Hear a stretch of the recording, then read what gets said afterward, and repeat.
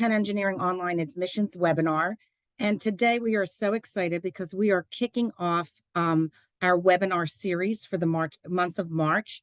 So this March, we have a webinar series that's focusing on our incredible collaborative community. So each week, every Tuesday during the month of March, you're going to have the opportunity to meet various members of our community and to hear about their journeys through Penn Engineering Online and what it's like to either be a student or a TA, or now maybe they're an alumni, and what all their experiences have been like at Penn Engineering Online. So we're thrilled to kick off this first webinar today as part of our webinar series.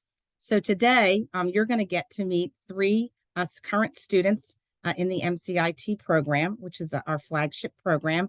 And you're also going to have an opportunity to hear from Adrienne Yoder. And Adrienne is our academic advising manager. And she's going to be talking all about the different resources that students have to be successful and how you can connect with that great community. And then she's going to be asking our three panelists lots of different questions that you all are asking about our programs and about the community in general. So I just realized that I didn't introduce myself. So my name's Jackie Panto, and I am the Associate Director of Admissions.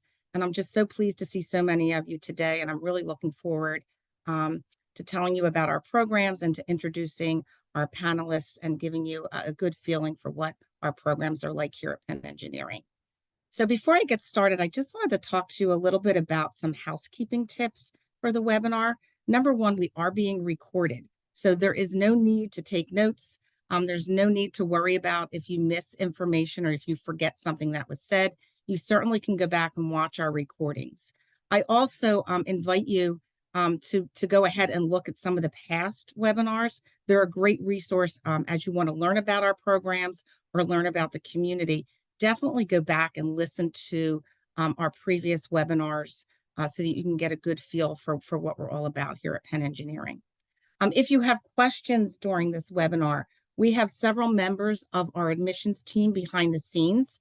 They are going to be answering questions in the Q&A toolbar. So what you want to do is, if you have a question, please type it out in the Q&A toolbar. Type your questions out. They'll be answered behind the scenes. They'll be answered right there for you in the Q&A. And then some questions obviously are going to be answered by our panelists as well towards the end of the webinar today. So regardless, if you have a question, please put it in that Q&A toolbar, and one way or another it will get answered today, because we definitely have a team behind the scenes doing that for you. So what I wanted to do is I wanted to spend a little bit of time on talking about why a Penn Online degree. Again, there's lots of different reasons, but I wanted to kind of focus on these three main reasons of what makes our degrees so important and so strong, and what we feel are the best in the industry. So one has to do with our faculty. We have some of the best faculty in the world. Our faculty are world-renowned, and the same faculty that teach in the on-campus program teach in the online program. So you are going to have access to all of the world-renowned faculty that teach in Penn University, in totality. So it's not just separate faculty members for the online program. These are the same faculty members that teach in our on-campus program. In addition, it's the flexibility of the program. We've designed an online program that you can take from anywhere in the world. So regardless on where you live, regardless on where you travel to for business, you can participate in our program for anywhere in the world. You have the flexibility to select the amount of courses that you want to take in a semester. You have the flexibility to decide when you're going to work on your coursework within a week. You kind of create your own schedule, and you have the flexibility to decide when you're going to be working on your coursework throughout the week. Everything is asynchronized, so there's nothing that you have to log on to. All of our lectures are pre-recorded, and you'll have the ability to have all of the flexibility that you need so that you can also live within your very busy lifestyles as well. In addition to those three reasons, probably the top reason what makes our program so different is our Penn community.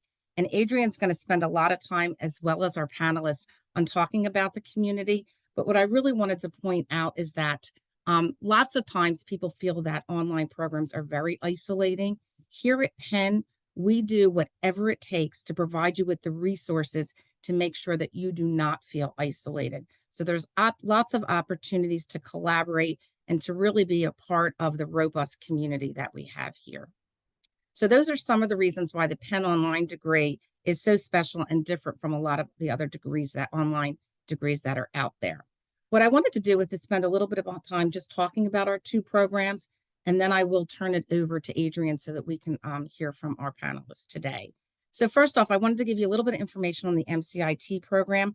Not exactly sure where you are in the application process. Perhaps you're just learning about our programs. Perhaps you started the application, but I wanted to just let you know a little bit about the programs. Our MCIT program is our flagship program, and it's really a first of its kind graduate level program that's able to offer a computer science degree to non-computer science majors. So this is a program for individuals that have very little computer science background to even maybe no computer science background. So you do not need a computer science undergraduate degree to apply to this program. As a matter of fact, our students come from all different backgrounds: liberal arts, business, law degrees, you name it, healthcare. They come from all different types of backgrounds, and it really makes for a really robust community in that, you know, you're learning from so many different people who have different backgrounds, different outlooks, and it really creates a wonderful program with lots of different individuals. The other thing to consider also is that with the MCIT program, as well as our MSE-DS program, which I'm going to talk about now, it is the same degree, the same diploma as our on-campus programs. There is no difference. The courses that are offered in both programs are the same courses that are offered on our on-campus program. So the degree is the same, the diploma is the same, it's the same courses in both on-campus and online. So for our MSE-DS online program, this is a program that is designed for folks that have a computer science background. So it's individuals who want to take the next step and to take a deep dive into data science. So this program, you would need to fall into one of three categories in order to apply to this program. The first is you have an undergraduate degree in computer science. Okay, so that's very clear. You have an undergraduate degree in computer science, then definitely, and you want to take a deep dive into data science, then this is definitely a program that you could apply to. The second criteria is that you've taken, say, 4 computer science courses, or maybe like a minor in computer science. Then definitely, if you have that background in computer science, then you definitely could apply to the MSE-DS online program. The third criteria would be if you come from a highly quantitative undergraduate degree, a STEM degree, a math major, and you've worked in the field, you've worked coding for at least 2 years or more, then yes, this might be a program that's designed for you, and we would say to apply to this program. So you really kind of need to fall into one of those 3 categories in order to apply to the MSE-DS online program. What I want to do now is just spend a little bit of time talking about the application and the timing on the application. So we've already passed our early application deadline. Our early application deadline was last week, March 1st. So if you're applying now, you're going to be applying to our regular deadline. You can see all the important dates on the right-hand side of the screen. Our next deadline would be May 15th. That would mean you'd have to have all of your application elements in by that date, again, May 15th, 2024. So what that includes would be your resume, your personal statement, all of your college transcripts. So if you've gone to one school, more than one school or university, you would need to include all transcripts for all schools that you've attended. Letter of recommendations. We require 2 letters of recommendation.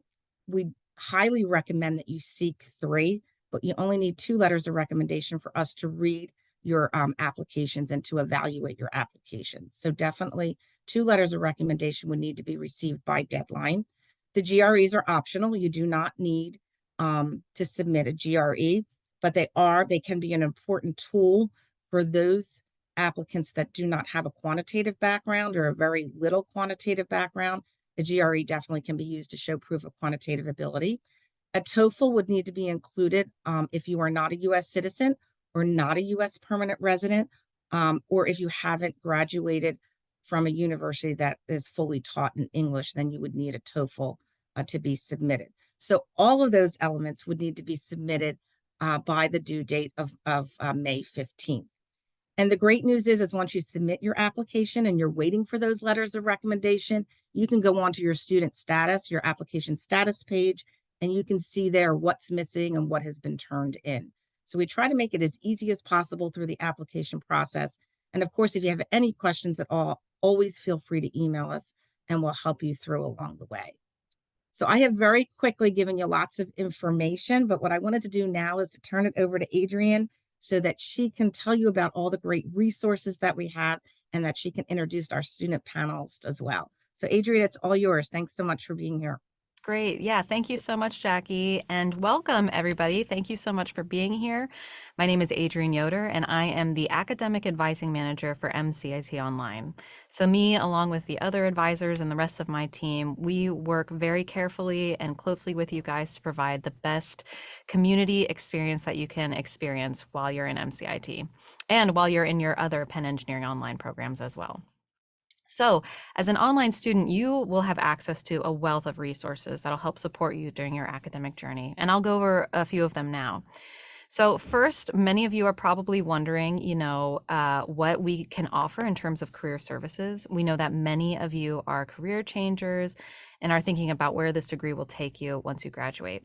So as an online student, you have a whole team of people dedicated to help you meeting your career goals.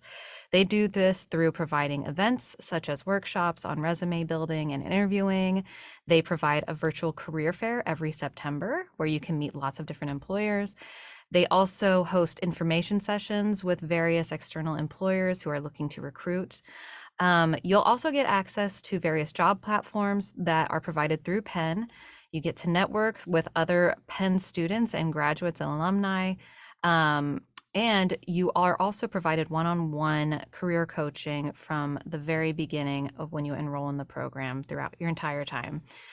So there are many career services provided to you, and we are happy to help you every step of the way.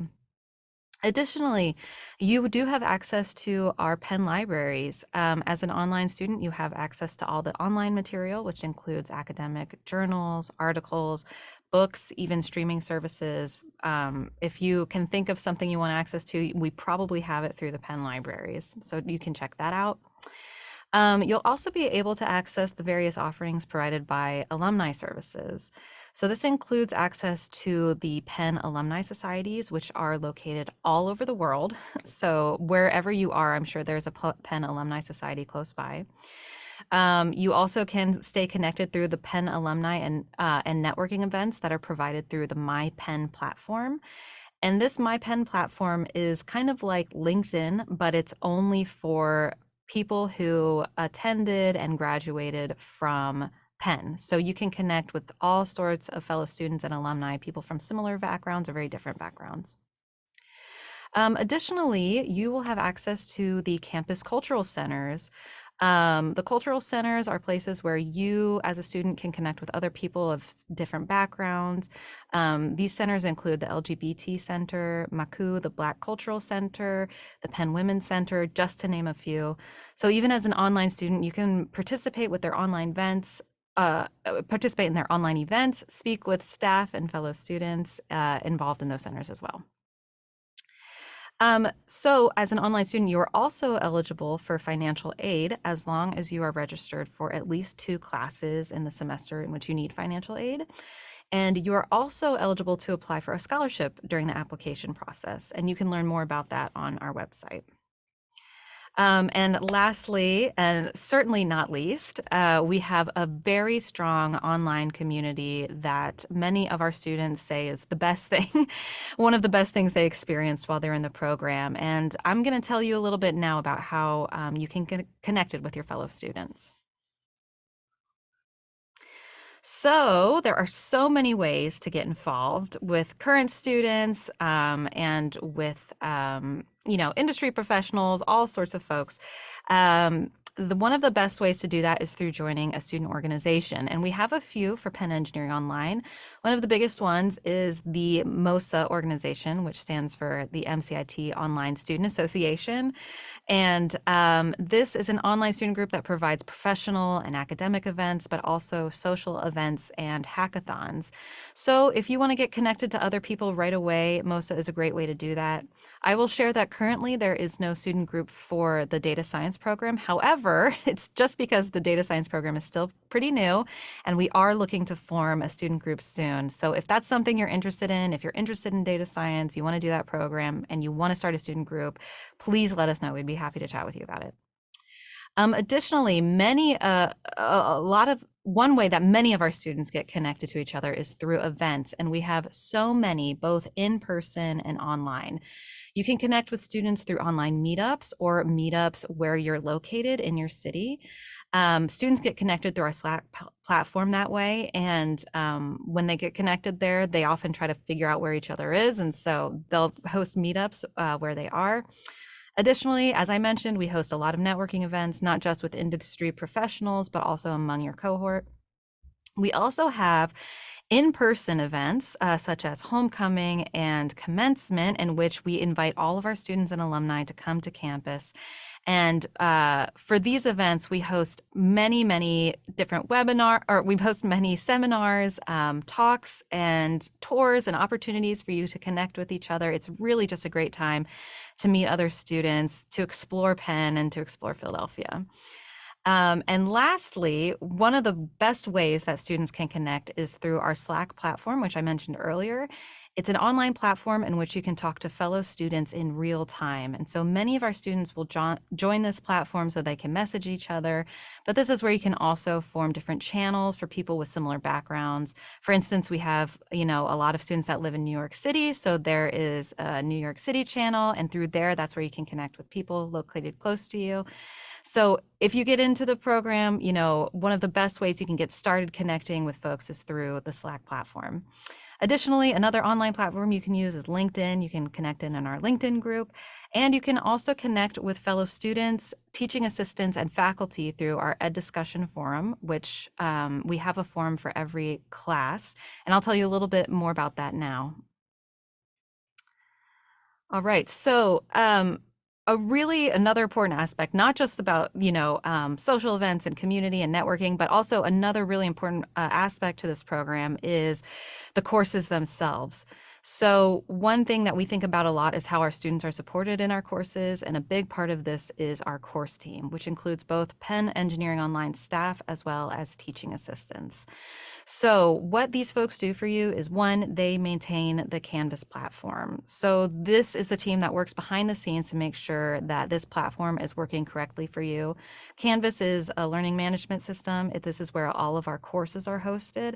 And so this is where you'll be watching lectures. This is where you'll be doing your readings, but also submitting your coursework and taking exams. So they are working closely behind the scenes to make sure it's all working perfectly for you. This team also hosts regular office hours, recitations, times where if you have questions, you can ask them in person, one-on-one, or with a group to get your questions answered. And if you aren't able to, what's nice about office hours actually is that we host them at many different times so that they can accommodate many different time zones. We know our students are coming from all over the world. But if you can't attend office hours, we also record them so you can watch them later. We also help troubleshoot tech issues as students are experiencing them. We know that you guys are, this is a fully online program. And so if you're experiencing any issues, you should reach out to the team as soon as you can. And you should get a response within 24 hours. That's our goal, to help every student as soon as possible. And then lastly, I want to talk a little bit about student outreach. So our course team works with myself and the rest of the student affairs team to make sure that you as a student are feeling supported. So in particular, this team, helps identify students who may be struggling with the material or may have said that, they have something going on in their personal life that makes doing the coursework difficult. From there, both teams, both myself and the course team, will work with students to find the best resources possible for them and figure out the next step forward to just help you finish your courses and succeed in the program. So with that, I want to talk a little bit about the people that will actually work with you in your courses and help support you along the way. So this is a great opportunity with these positions we're going to talk about now. This is also a great opportunity if you want to get involved and start working with other students. So two of the ways that you can get involved directly in the courses is through being a teaching assistant or doing the teaching and learning practicum. So as a teaching assistant, you do many things for the course. You host office hours, you may host recitations, you will do some grading, you'll work directly with a faculty member. This is a great opportunity for people that want to be involved in administering the course and want to have a closer relationship with the faculty member, or want to be supporting students through their coursework. If you are located in the US, you are eligible to be a TA, but if you're not in the US, that's totally fine. We have something else that you can do called the Teaching and Learning Practicum. This is an experience like you will have the same experience as a TA, except what will be a little bit different is that this is kind of structured like a course. So you'll be having seminars throughout the semester where you will hear from teaching professionals, and this will help supplement your experience as a course staff working that semester with your instructor. And additionally, another really unique way that you can get involved is through being an academic coach. So the way I describe an academic coach is it is sort of some program. So where a TA will be somebody who helps support the course, the main focus of an academic coach is to support the student. So an academic coach is available for students taking 591, 592, and 593. Those are the intro courses for the MCIT program. And actually some of our data science students will take 592 as well. And with the coaches, what they'll do is they can meet with you for a tutoring session, or if you're just having questions about, how to navigate the program, what their experience was studying, if you need help with time management, an academic coach is there to help give their expertise and get you supported with the resources that you need. All of our coaches are fellow students, and they are excited and enthusiastic to help current students just starting out in the program. All right, so you've learned a lot about the student experience. I know I've told you a lot about the student experience, but it's really important that you hear it from our current students. So now we are thrilled to introduce a few of our panelists here today that are going to tell you a little bit about what it is like to be in the Penn Engineering Online program. So I'm very excited to introduce Jillian Pengaroth, Brian Chin, and Ibo Zhao, who are all current students in our program. So welcome, you three. We're so glad to have you here. And I think to get started, we would love to hear a little bit from each of you. So what we would love to hear is just a little bit about your background, why you're interested in why you became interested in MCIT. Yeah, anything you think would be relevant to people listening to the webinar today. So Jillian, let's get started with you. Just tell us a little bit about yourself. Yeah, hi. Nice to meet you all. I studied psychology at Bates prior to joining MCIT Online. I'm currently working full-time while taking 2 classes, and outside of MCIT, I really like going new places and meeting new people, particularly live concerts. So any cool music recommendations, I would love to hear them. Great, thank you, Jillian. And Brian, let's go with you next. Yeah, hey everybody, I'm Brian. I'm located in Los Angeles, California. I'm actually in my last class in the MCIT program, so excited about that.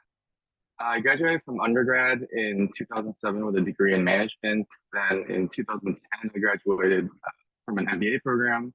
And then I've worked in the space industry for about the last 17 years. And around 6 years ago, I co-founded an aerospace consulting firm. And our company is now up around 40 employees. We primarily work with the Space Force on both the development and the launch of satellites and other space things. Great, thank you, Brian. And Ibo, last but not least, tell us a little bit about yourself. Yeah, sure. Hi, everyone. It's a pleasure to be here with all of you today. My name is Yi Bo. My undergraduate degree is German literature, And after I graduated, I went to law schools, both in Germany and in China, like earning 2 masters of law. And following my graduation, I spent 3 years working as an in-house lawyer for a financial company in China. And then I came to the US. I decided to dive into something both new and fantastic. And then I found the MCIT program. So now it's my second year in the MCIT. Alongside the studies, I'm currently working part-time on the RLHF aspect of large language models and dabbling in prompt engineering for training data. So yeah. Great. Thank you, Ibo. And so glad to hear that you think our program is fantastic. I love that. Excellent. So great to hear from all of you. I know all of you are in the MCIT program. I would love to hear from each of you what drew you to MCIT. So, Ibo, why don't we get started with you? Yeah, sure. After settling in the US, I'm currently live in the Bay Area, and I found the place that like this place really loves technology. Like everyone here is just talking about how tech could change things, even like small changes that help people to do things faster and better. So this also made me to think about my previous job. Like that time I had to do tons of work, like paperwork, which took me lots of time. So then an idea just came up, like it should be a smart tool that which could help me also to do the paperwork based on some instructions after training maybe. So yeah, then I got an idea that I wanted to show that technology could also help the legal world too. The technology could also make lawyers work easier so that they could like save more time to help more people in need. And so that's why I decided to change my career to focus more on the legal tech. And then I did some research and I found MCIT program.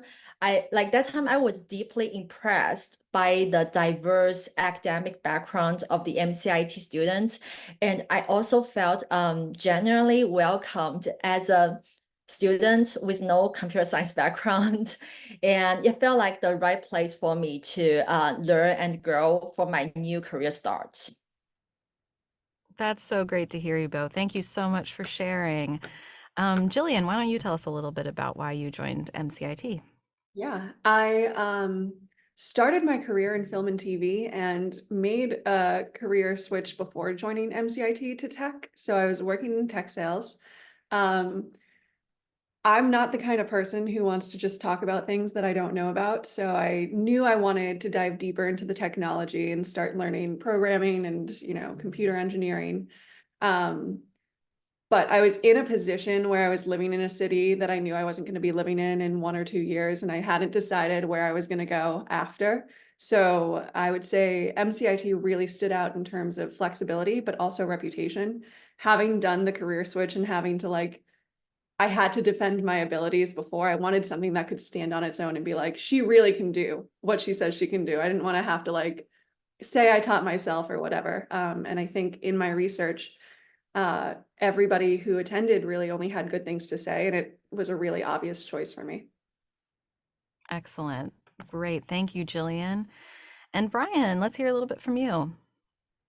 Absolutely. So there are a few main reasons that drew me to the MCIT program. So first, in 2020, when the pandemic hit, honestly, I just figured I'd have a lot of free time on nights and weekends, and I started looking around at different master's programs and things that I could pursue. And I had always been really interested in computers and technology, and continually hearing about rapid innovation in the tech space from things like AI and machine learning. And I just felt like it would be important to get ahead of the curve and start learning about some of these topics. And so from that point, the issue that I ran into was that most of the programs required some type of undergrad at CS or some other related technical field. And so when I found the MCIT online program, it almost felt too good to be true. Because it was a computer science degree without having to have that background. Plus, it had the flexibility to accommodate somebody like me, who's a working professional without having to relocate to a new city, and just provided that world-class education in a field that I was interested in. So for me, the MCIT online program just checked all the boxes and just seemed like a perfect fit. Yeah, thank you, Brian. That's so great to hear. I think one of the most exciting things for me working in this program is getting to meet so many students from so many different backgrounds. I was going to say, Ibo, I think you're the first student I know that has a German literature background, so that's pretty exciting to hear that. And in fact, talking about backgrounds, I'm interested in hearing from Ibo and Jillian a little bit about, you come from various backgrounds, not connected to tech, not connected to computer science. So what did you do to prepare yourself to apply for the program, especially in terms of your quantitative experience for MCIT Online? So Jillian, why don't we get started with you? Yeah, so my degree was an undergraduate liberal arts degree. The only hard math class I had was statistics, and I did really well in it, but that was not enough the first time I applied to demonstrate quantitative ability, and rightfully so. So the first time I applied, I had done a bunch of research, and it looked like the people getting in had backgrounds similar to me. But as I was getting closer and closer to the application deadline, I saw a lot more emphasis on this quantitative ability and showing that you had it. So I didn't get in the first time, and I like really set to work and took the GRE, I think 3 times for my second attempt. Made all the difference. I would also say if you don't have that quantitative ability in your background and you are doing supplemental things for your application, address those things in your personal statement. I think that was also a huge differentiator for me. Yeah, Jillian, that is such great advice. Absolutely. If you're not sure about your quantitative background, definitely taking the GRE will help us, figure out if you're a good fit for this. So that is great advice, Jillian. Thank you. And Ibo, tell us a little bit about, how you prepared for the application. Yeah, sure. To get ready for the MCIT program, I worked pretty hard. Especially, I worked hard on the quantitative part.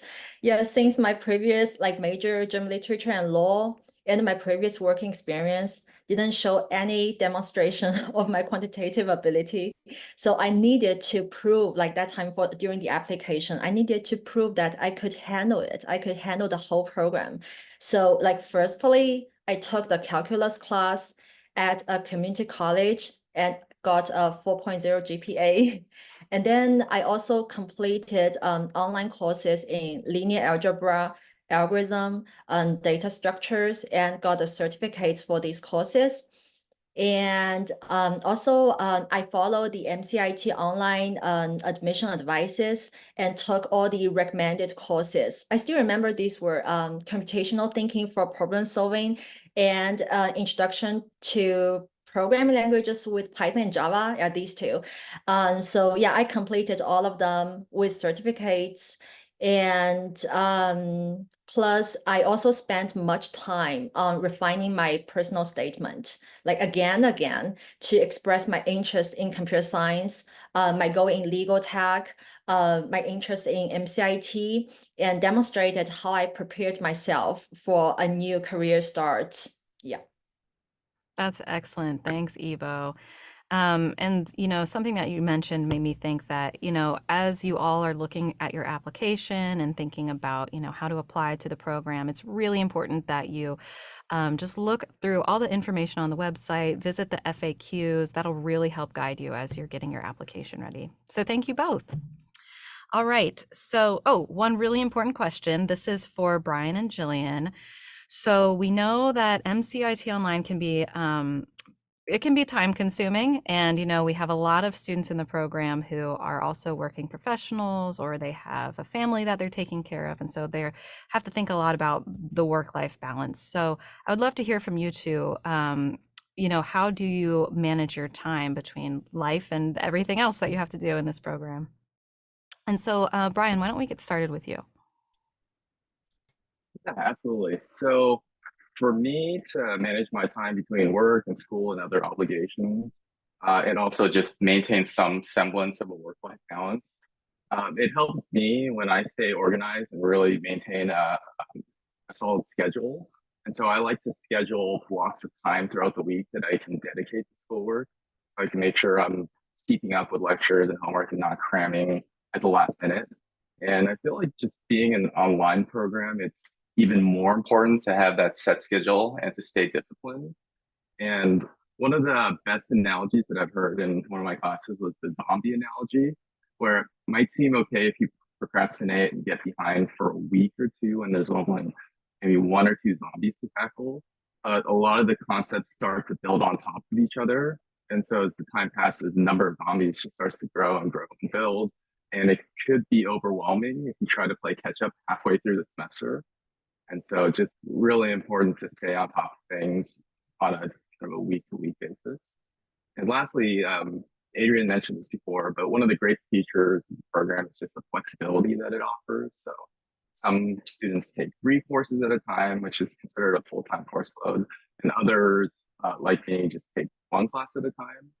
And we're affectionately known as the Turtle Club, just plodding along 1 course at a time while maybe working full-time or having other commitments. So I think it's just important to understand what your commitments are, what your priorities are, and to tailor your academic journey around that. Absolutely. I completely agree. Thank you, Brian. And Jillian, can you share a little bit about how you manage your time? Yeah. I would say 100% to everything that Brian said. You have to be incredibly intentional about your calendar. Like, I have to schedule fun because otherwise I don't have any. And it's really, really easy to let work and school become your whole life. But then you find yourself 3 weeks in, 4 weeks in, 5 weeks in, entirely overwhelmed.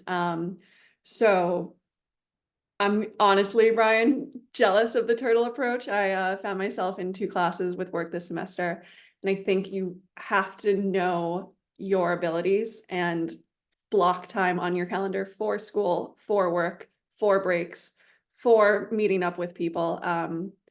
Yeah, just being really on top of everything, particularly if you're pushing forward at a faster pace. Absolutely, Jillian. And I think what you said is exactly right. You really, when I talk to students who are thinking about, what they're going to take next semester, it's really important just from the beginning of the week, just to plan out how your week is going to look and to get started, earlier in the week with your homework so that you're not cramming on the last day of it. So yeah, it's really important in the MCIT program and all of our online programs to be really intentional about your time. Great. Thank you both.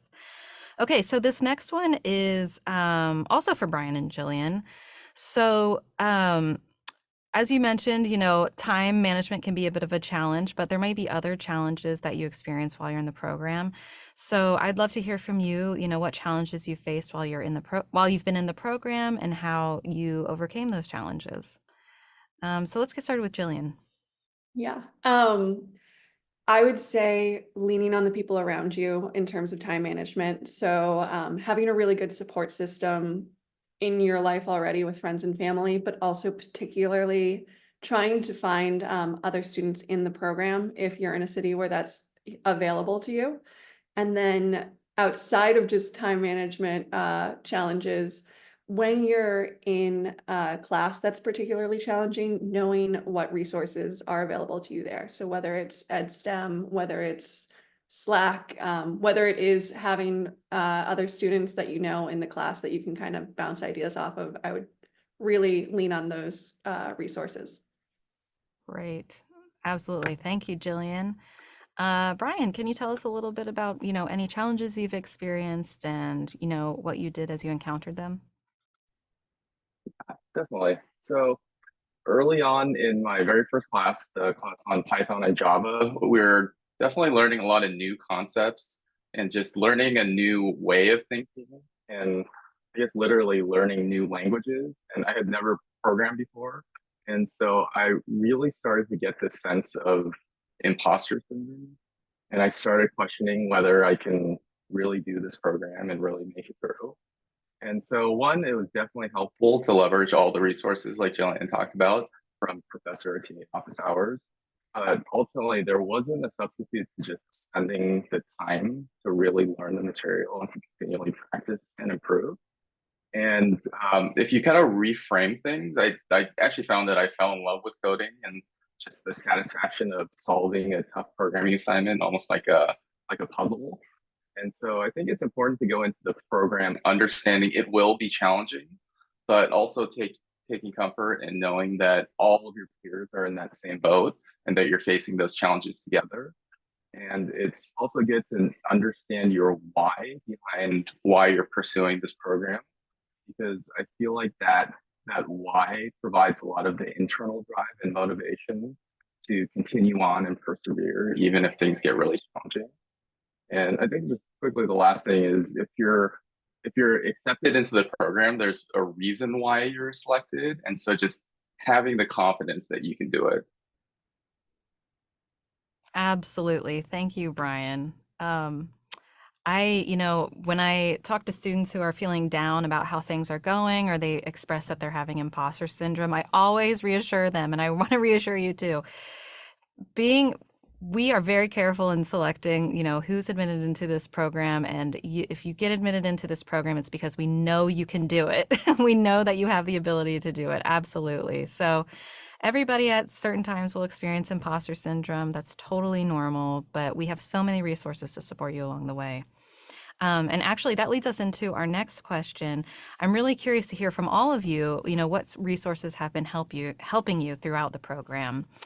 So Ivo, let's start with you. I haven't heard from you in a while. Tell us a little bit about, the resources that you've used while you've been in the program. Yeah, sure.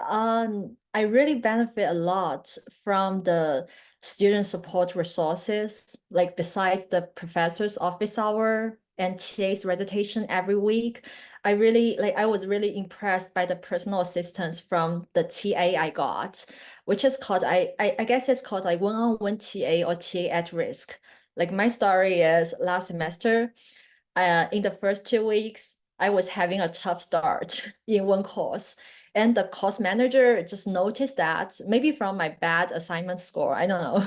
And then reach out to me and offer me an opportunity with a one-on-one TA. It's kind of my personal tutor. So yeah, eventually I ended up doing really well in that course. So I really appreciate it. And I have to say, I never thought an online master program could care students so much. And it exceeds my expectation from an online program. And furthermore, I tried the career service. The career service is also fantastic. The career advisor helped me to polish my resume and gave me some useful tips on how to present my non-computer science background, because I have so many experience not related to computer science.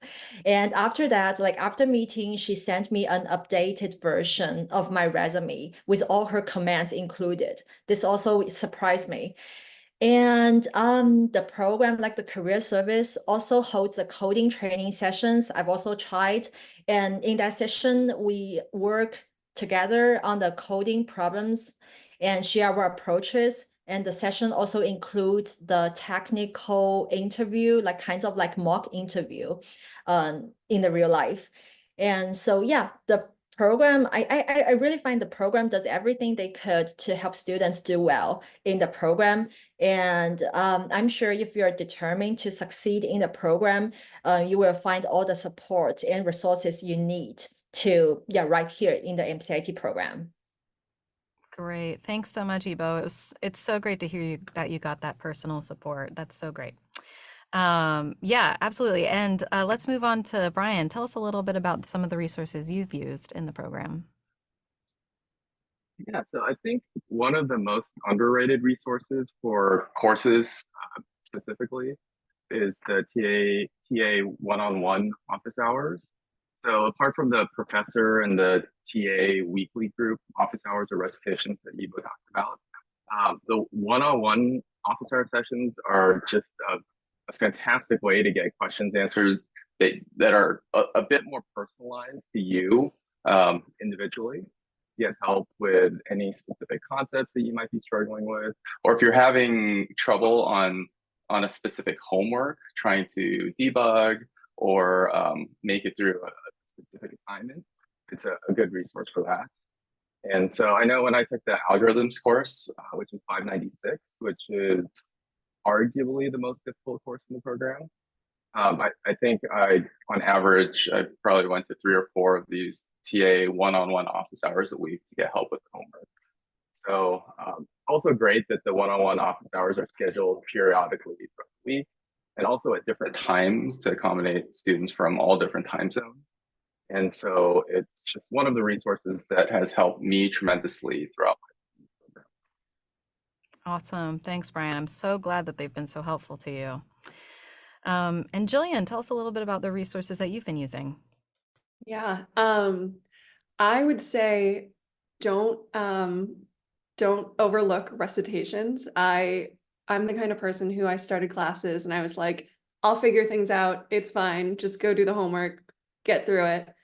And going back to Brian's zombie analogy, particularly in 592, I think those lectures do a really good job of like teaching you what you need to know to solve problems, but it's the homeworks where you like learn to solve the problems and in a way that like was so foreign to me.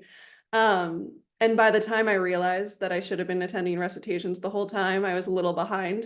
Like, just start from the beginning. Like, if you go to the first few and you don't really need them, you can always not go going forward. But I wouldn't overlook those to start.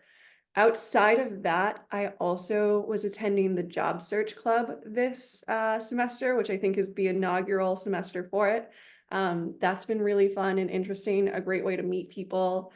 Also just like really helpful in terms of switching the way I was thinking about my job search. So I would highly recommend that as well. Great. Thank you all so much for sharing. And I just wanted to put a quick plug in too. If you just feel like you need some support with something, maybe your courses or maybe you're feeling isolated and want to get connected, you can always talk to your academic advisor first. And we know, I would say we know everything about the program, but we know a lot. And we will try to get you connected to anything that you need. So you can always start with your academic advisor and then go from there. We're always happy to help. All right, so I think we have time for one more question. So lastly, in your opinion, and I want to hear from all of you, what is the best way for students to get connected to each other?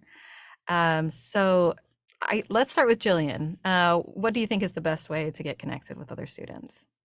I think the Slack channels for your cities is a really good place to start. But outside of that, I was doing road trips. So Penn puts on what they call road trips to go to employer sites. And as great as it was to see the employers and get to know about them, I would say I met a huge amount of people from Penn for the first time, and it was really valuable to like connect and form friendships through that trip. Thanks, Jillian. Yeah, and actually, what's really exciting is there's a road trip happening right now in Seattle. So this is a really unique opportunity where some of our staff goes out to a city in the US and you can meet with employers, meet with our staff, and meet with other students. It's a great way to get connected. So thank you, Jillian. Ivo, tell me a little bit about the best way you think that students can get connected with each other. Yeah, absolutely. Since I live in the Bay Area and many other students also live in this area, so I connect them, like I find the best way to connect with each other is through our group project. Like, by the way, we have some opportunities to do the group project with other folks in some courses. So yeah, it's like for me, it's been a good way to bond with other students because we all work towards the same target, the same goal. And during the group project, we also help each other to understanding some course content that might be like someone might already know and understand, while someone might not know. So yeah, for me, it's kind of like creating a supportive working and studying atmosphere and making me feel like we are back into the school setting. Great. Thank you for sharing, Ivo. I also wanted to say, if you live in an area where there might not be a lot of other MCIT students or Penn Engineering Online students around, and you're not sure who to connect with for a group project, you can always talk to the TAs and the TLPs in the class. They'll be happy to help you find some group partners. That's a really great way to get connected. So thank you, Ivo. And Brian, let's hear from you. What's the best way to get connected? Yeah, so I know a lot of people envision that being in an online program, it just sounds like this isolating experience. But I definitely did not find that to be the case. But it definitely takes a person to be a little bit proactive, to take some initiative. And I found that just the community aspect of the program is really what you make of it. And like Jillian touched on, one great resource is the location-based channel on Slack. So I live in LA, and there's a Slack channel where people from Southern California get together for in-person meetups, and we get together periodically throughout the semester. And I've just made some really good friends in that group. And another fantastic resource is Fall Fest, which is just this opportunity for all of the students to come together on campus once a year and interact with other students, with faculty, with administration. And there are opportunities for campus tours, networking events, and socializing. And so it just really helps to build that sense of community and belonging. And so I highly recommend attending for those who are able to. And I think the community aspect of the program is just the one that I've been the most pleasantly surprised with. And it definitely wasn't what I expected joining an online program. But I'm just so fortunate to say that I've made some lifelong friends throughout this program. Thanks, Brian. I love hearing that. I'm so glad. And with that, that concludes the Q&A portion of our webinar. So thank you, all three of you, for joining us today. It was so great to hear from you as a current student. Brian, best of luck in your final semester. And yeah, great to see you all. And I think at this point, I will turn it back over to Jackie. Great. Thank you so much. I don't know about you, Adrienne, but I've been at Penn I just had my 2-year anniversary, and I feel like I just learned so much today. Like every time we have students on, like you guys were great. And I feel like I learned so much information. So this is awesome. So a couple of things that I wanted to point out, and I was watching all of the questions that were coming in. I know we were answering them live on screen, but there were other questions that were coming in behind the scenes. So the good news is there were a lot of questions today about career services and whatnot. We do have one of the webinars in this webinar series. Again, I mentioned every Tuesday during the month of March, we will have a different webinar focusing on our collaborative community. So the last Tuesday of the month, which is March 26th, we will have members of our career services team as well as an alumni panel. And they will be talking about, specifically talking about how they were able to prepare for any changes or upgrades or whatever the case may be in their career. So there were lots of questions today about career services. So I would definitely recommend that you catch that webinar the last Tuesday of the month. In addition, we heard a lot about our student today. We're talking a lot about TAs and how TA recitations and TA office hours were so beneficial to them. Next week, next Tuesday, we actually have panelists that are all TAs. They've been working as TAs over the past several semesters. Many of them, if not all of them, might have already just recently graduated, but they're continuing on as TAs as well. So they were students, they're TAs, now they're graduating. So you're getting a little bit of everything from them next week. So I would definitely recommend that you join and hear about the services that they offer, the experiences that they had. Maybe you're interested in being a TA if accepted. So that would definitely be a great webinar to attend. And then the third week of the month, which is the 19th, the third Tuesday, we have another student panel coming in. So we'll have 3 more students talking about their journeys, answering different questions. So you definitely want to check that out as well. So again, if you're able to join us on Tuesdays, they're all different times. So go to our website and you can check that out on our website, and you can definitely take part in another webinar this month. So what I wanted to do real quickly, in addition to the webinars that we have coming up, let's say the webinar ends today, you have a lot more questions. There are things that you thought about, maybe we didn't answer. There's lots of great places that you can go to get your questions answered. So the first place that I would recommend is to go to our website and check out our FAQ database. Tons of questions in there, very popular questions that we hear all the time. So I definitely would start there and check out our website and that database. We also love to meet with you. We have office appointments The admission team has office appointments every day of the week except for Friday. So including Saturdays and Sundays. The only day we don't have office hours currently are Fridays, but please sign up for office hours. I'm showing you the link there so that you can sign up. They're in 15-minute segments. And again, we love to meet potential students. So please sign up for office hours. Again, I mentioned webinars and other event. There's the link if you want to sign up for more webinars this month. Please go ahead there and do so. Email us. We are great at getting back at emails. I think we do a pretty good job. We have a whole team that works on getting back to you if you have questions. Usually we get back to you within 24 hours or 24 hours in terms of business days. Over the weekend, we'll get back to you on Monday for sure. If you're not receiving, which you should be now that you've signed up for this webinar, but if you're not receiving regular information from us, definitely want to sign up for our mailing list so that we can keep you informed of all of the events, of any changes of dates and deadlines, when things are due, etc. So you just want to make sure that you are receiving emails and information from us as well. So I think that about covers it all. Thank you so much to all of our panelists. Thank you, Adrienne, for being here today. You guys were wonderful. And thank you, everyone out there. Thanks for joining us. And I hope you have a great rest of your day. And I hope to see you again this month. So thanks so much. Bye-bye now.